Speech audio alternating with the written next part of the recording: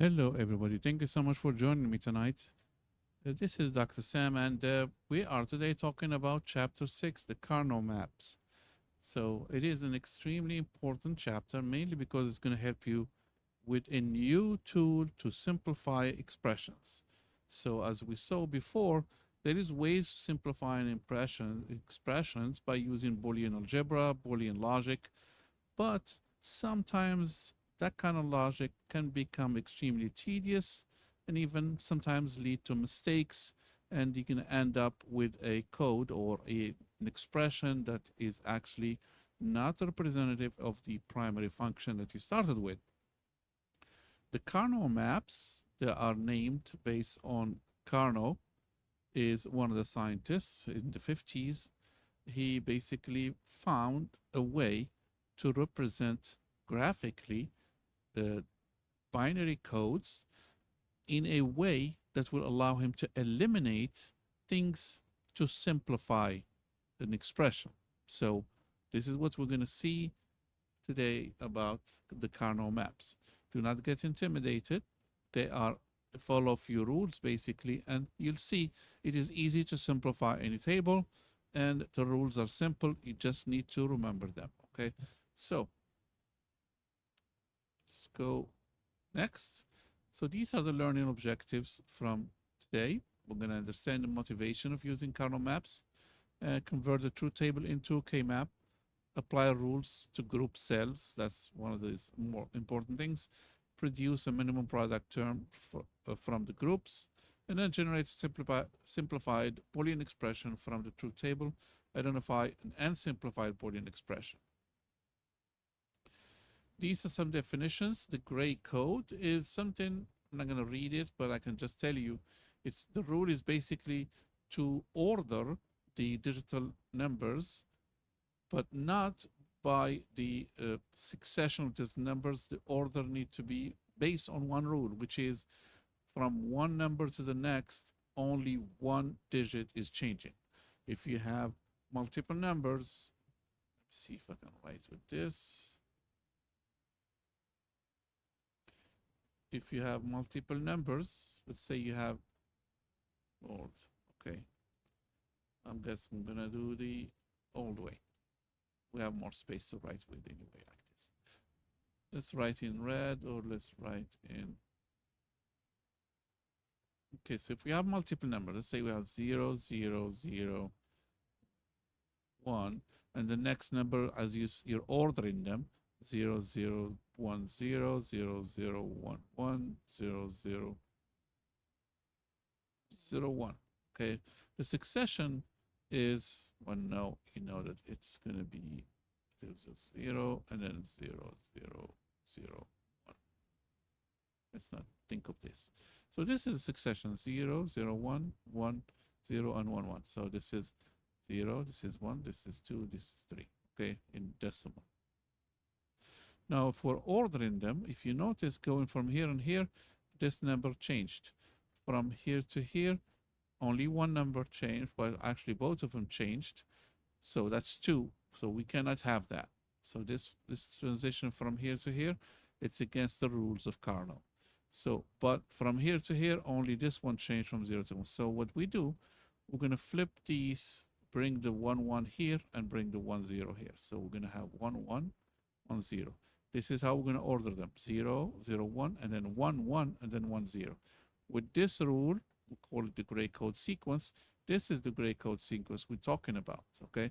You're going to see that some of the tables we have the succession 0, 0, 0, 1, and then 1, 1, and then 1, 0. This is 2, and this is 3. Normally, if you succession, this is not right, right? But because of this new rule that we're now talking about, the gray code sequence, and only one digit needs to be changing when you go from one number to another, right? This is the new sequence. Same thing if it is 3 digits, same thing if it is 4 digits, and so on. The same rule applies, which means from one place to the next, only one digit is changing. Okay, let's remember that. And that is basically what's called the gray code sequence. It is extremely important because you see every time we write one of those tables, we're going to actually make sure that this is respected. And I remember a long time ago when we used to do this, Karnaugh tables, one of the biggest mistakes is forgetting about this.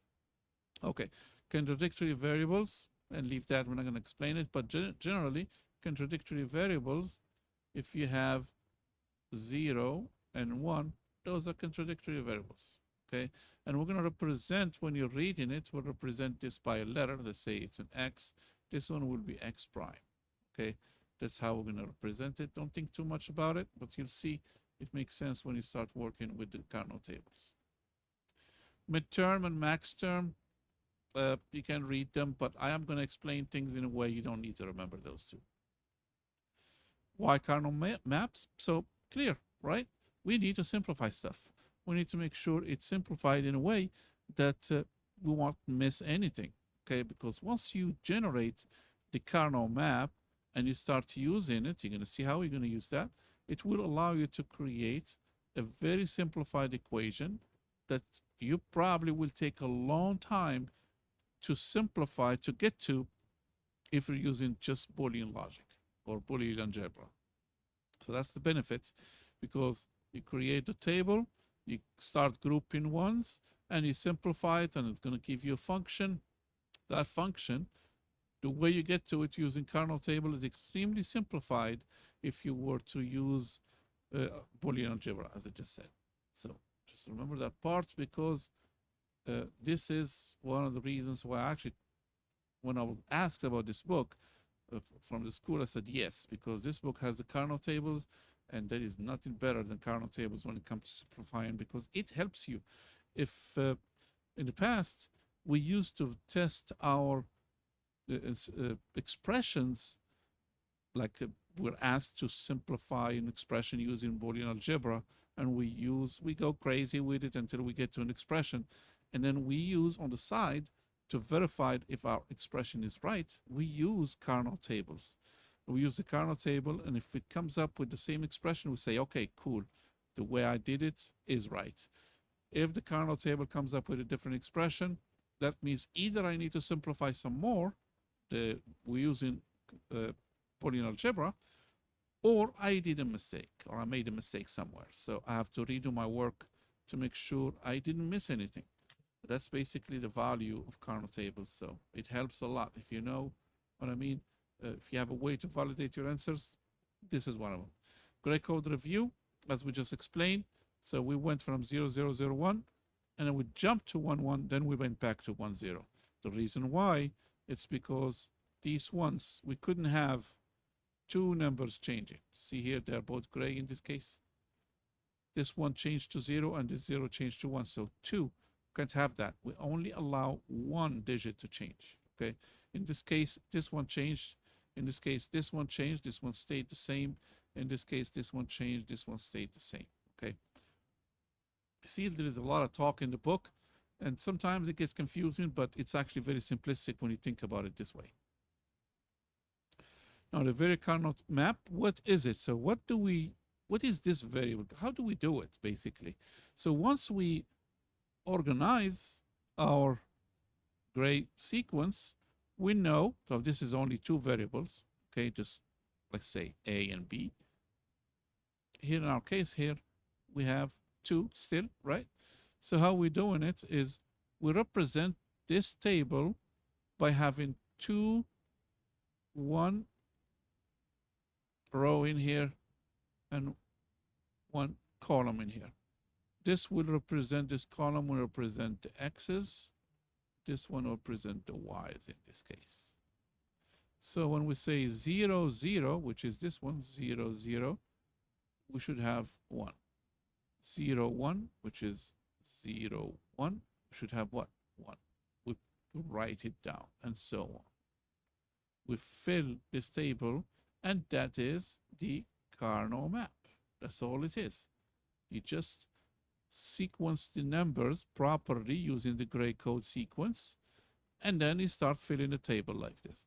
If you have more, if you have 3, let's say you have T here, same thing. You can actually group these two and call it TX and then /Y, and you keep filling. That is it. That's the Karnaugh table. You're going to say, well, what's the value? You're going to see when we start grouping them, it becomes extremely helpful.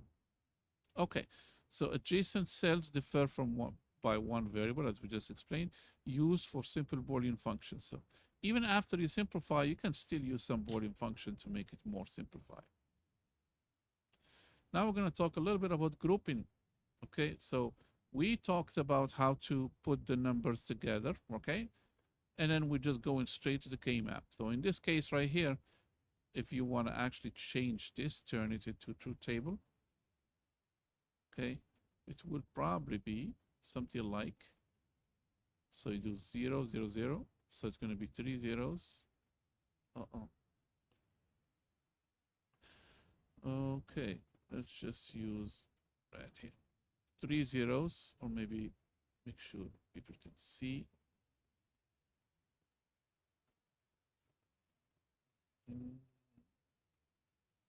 Is white.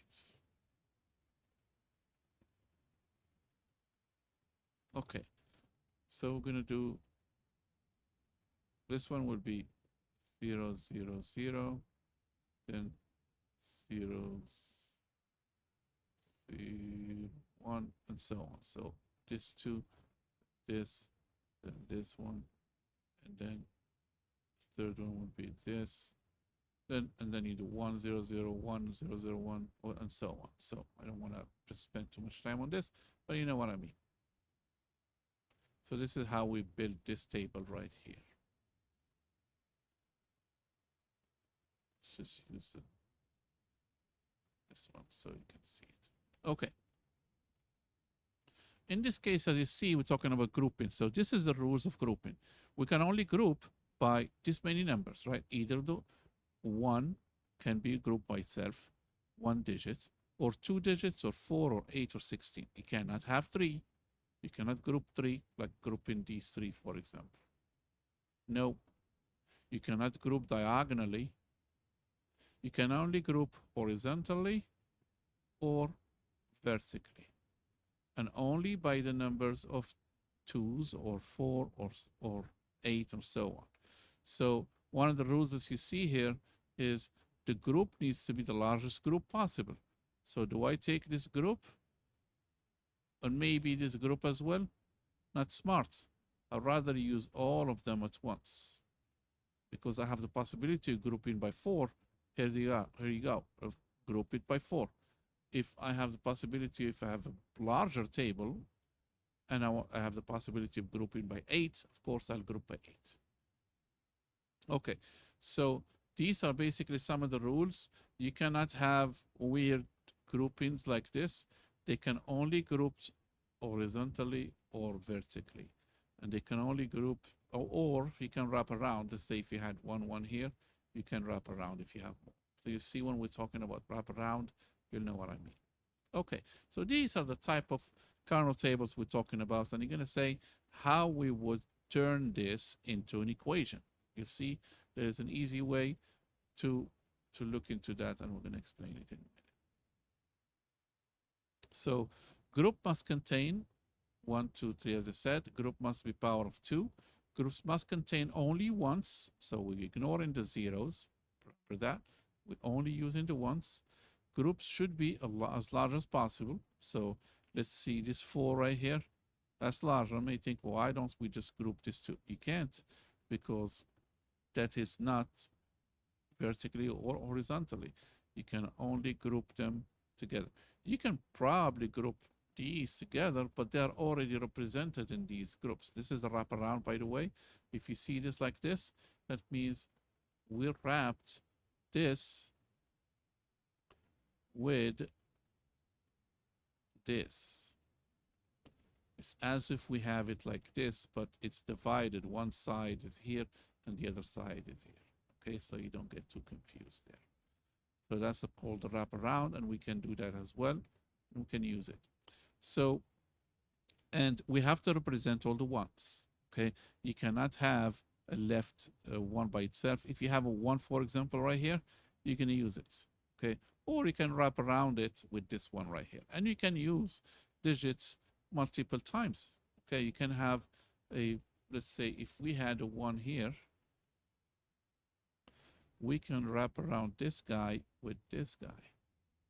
Okay, so this 1 right here will be used with this 4 group of a group of 4, and it can be used with this one if we had a 1 there. Just giving you an example. Okay, so left and right edge are adjacent. Top and bottom edge are adjacent. Left and right, top and bottom. Corners can form a group like this corners, this one and this one, or this one and this one. Or if you have this one, this one, this one, and this one, these two they can wrap around, this two they can wrap around, these two can wrap around. So you see what I mean there? That's what they mean by corners can form a group. Important conception shift to consider, which is this new rule that you're actually wrapping around, you put them together, and you'll see each one of those will actually give us an expression. Each group will be replaced by an expression. And how do we replace it? You'll see in a second. Okay, now we're going to learn a little bit how do we change from these groups to an expression. So if a variable changes within a group, eliminate it. So for example, let's look at this group right here, this green group right there. So how is it represented? So we have 1, 1, 0, 0, this one right here, and then 1, 0, 0, 0, or 1, 0, 0, 1. It's right here, actually right here. And then 1, 1, 0, 0, 1, 0, 0, 0. And then the way you put them together, you go by 1, 1, 0, 0, 1, 1, 0, 1. And you distribute them basically. This guy goes here, this guy goes here, and then this guy goes here, this guy goes here. So by coming up with that, gives you this type of writing. So this is when we're talking in min terms. But you don't need to focus on the name. Just remember what is not changing. So there is a very specific phrase in your book that is actually represents the, I'm going to find it for you because it completely answers the requirements. If you read it, you'll see what I mean. Give me 2 seconds.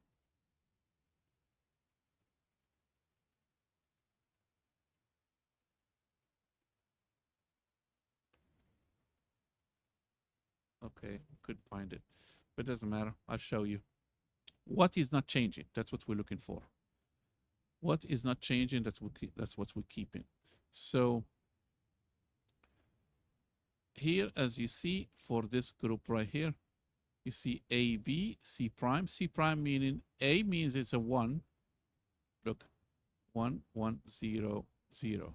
So A is a 1, B is a 1, C is 0, D is 0. So the way we write this 1, 1, 0, 0 is by saying A is the same, complementary or non-complementary. So A, B, but C is opposite, so it's a 0, meaning we're going to represent this as prime, C prime. So this right here, how are you going to represent it? By A, B, so A stays the same, B stays the same because it's a 1, 1, and it has a 0, 0. C is C prime, and D will be D prime. Remember this, that's all it is. See how they represented it? You're going to do the same for all of them. You're going to notice some logic there. So the 1, 1, 0, 1 will be A, B, C prime, D. 1, 0, 0, 0, and you see A, B prime, C prime, D prime. And you're going to notice that in this writing right here, some things are changing. So this, you see how it's red, the A and C prime? The only ones that are remaining the same is A and C prime. The B changed and the D changed.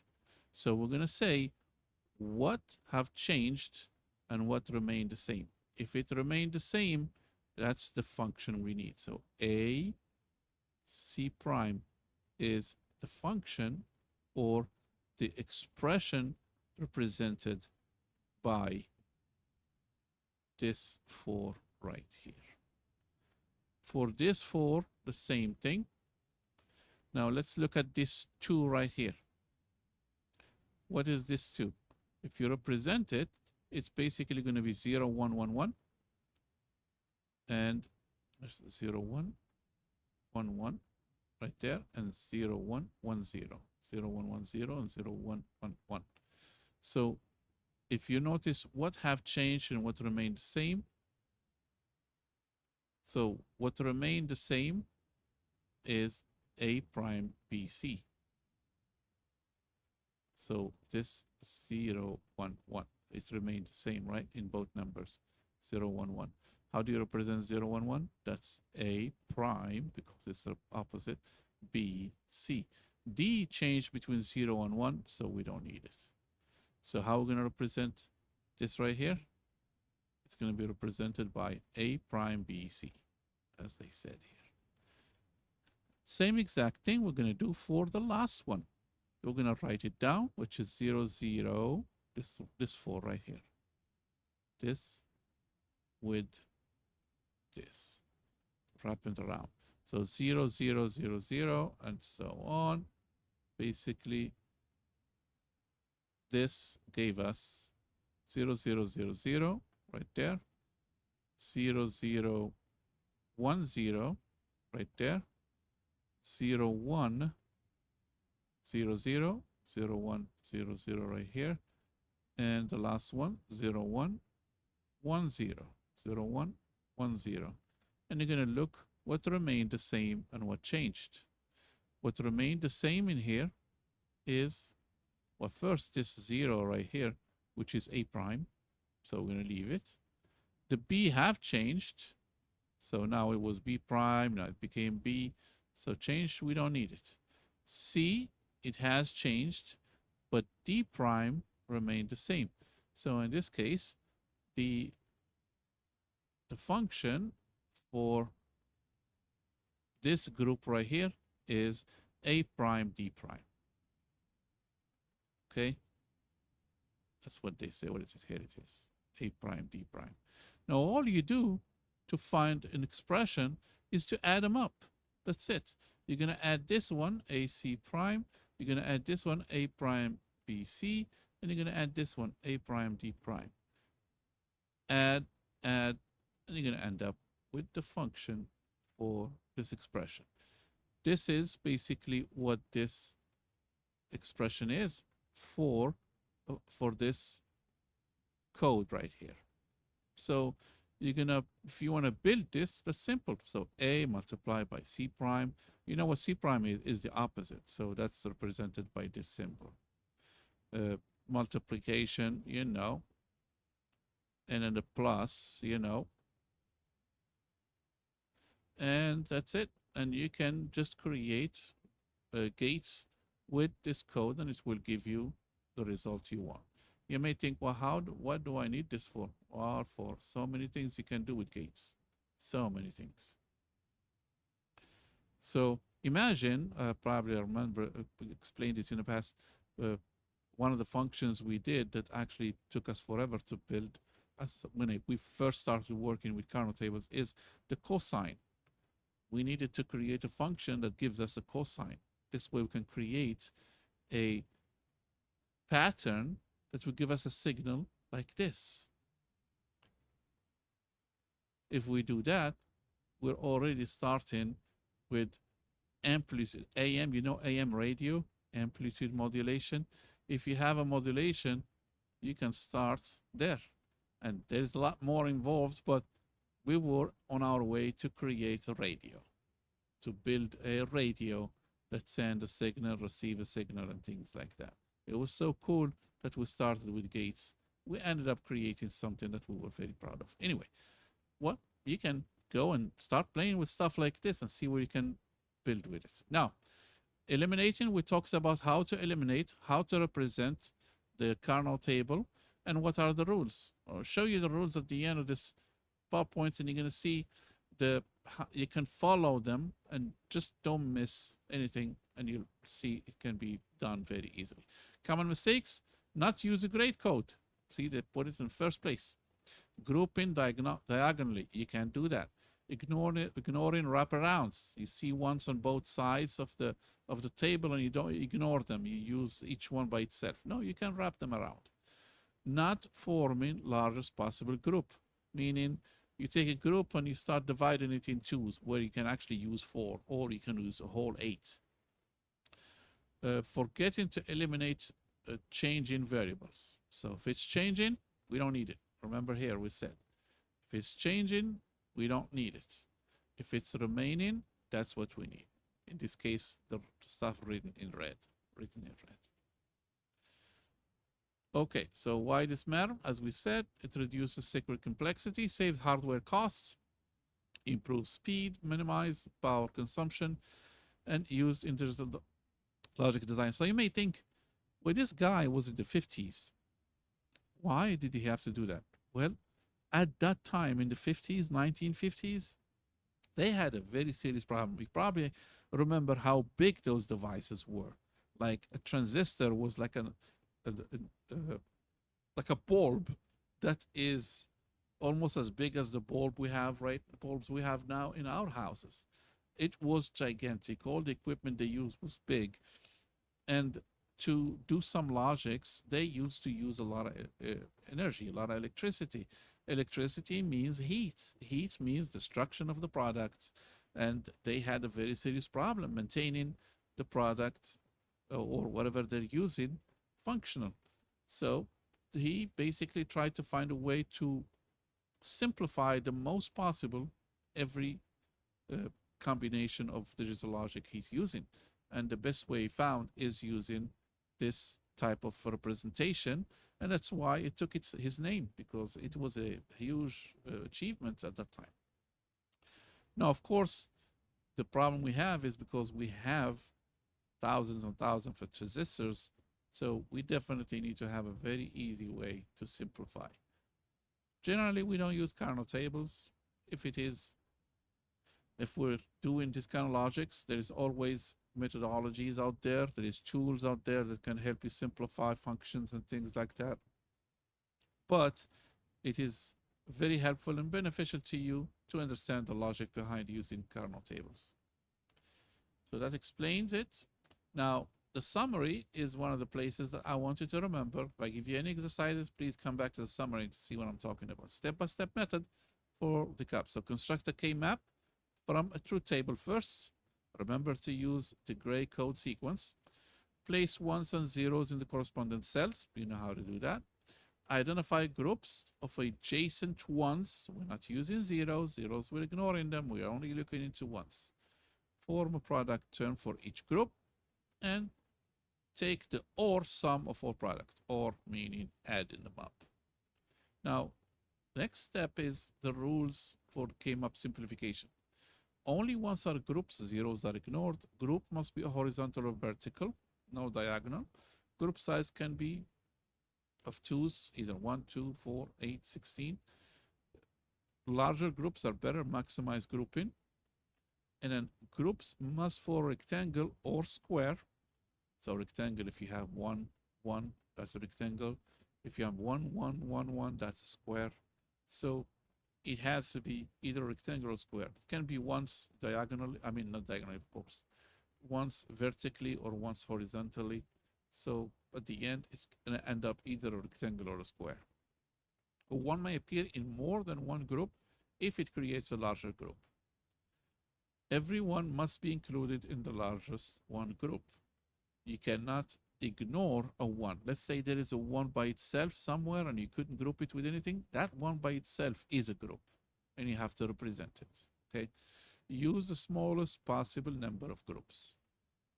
So if you have like we saw in one of the examples, there is 2 groups. This one, for example. So we could create a group with these ones here, right? But we don't need it because these ones are already represented in this group and these ones are represented in this group. So there's no point of adding another group where I put these 1, 1, 1, 1 vertically. Okay, so again, some may wrap around this one by itself with this one, okay, and wrap around this one by itself with this one. That's going to increase the number of groups. That's not smart. How about we wrap around both of these ones with these two ones, okay?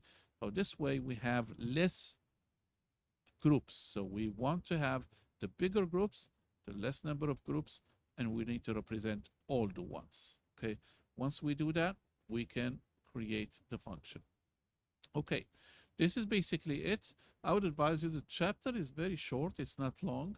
It's good to go through my PowerPoint, but you probably will see some value in going through the chapter in your book. Okay, it's not long, very short. I try to represent as many as possible in my PowerPoint, but you'll see some explanations. There's not much to go over. They're just explaining how to create a table, and then later on how to group them. And they're giving you several examples how to group them and explaining what they did, basically. I took a lot of this from here, but you definitely will gain something by looking into these definitions and how they did it. Sometimes the definitions and the are too much to just like the contradictory variables. Just think of a number x and x prime. Those are contradictory number. X, if it's a 1, it's an x. If it's a 0, it will be represented as x prime, and so on. So the entire three pages here, basically, see these three here are only talking about the same thing. So do not get intimidated. The logic is the same as I explained it. And do some exercises if you want, but remember these rules that you have in this chapter summary, okay? So you have the rules 1 all the way to, what is it? To 9, okay? You have them also in the PowerPoint. Anyway, thank you so much for your time and patience. Really appreciate the hard work you've been doing. Keep it going because we are halfway now. This is a short week. Well, actually, the week doesn't end until the 16th. So, but within this week, you're gonna have the spring break. So, use your time smartly, okay, and submit your stuff on time. So, I did not want to make this week only 3 days because from the 7th all the way to the 15th, you have spring break. So, I actually stretched this week all the way to the 16th. So, but right in the middle, you don't have any classes. This way, you have a little bit of time to get things done, and at the same time, you enjoy some time with family and friends. Okay, thank you so much. Have a good evening. Take care. Bye.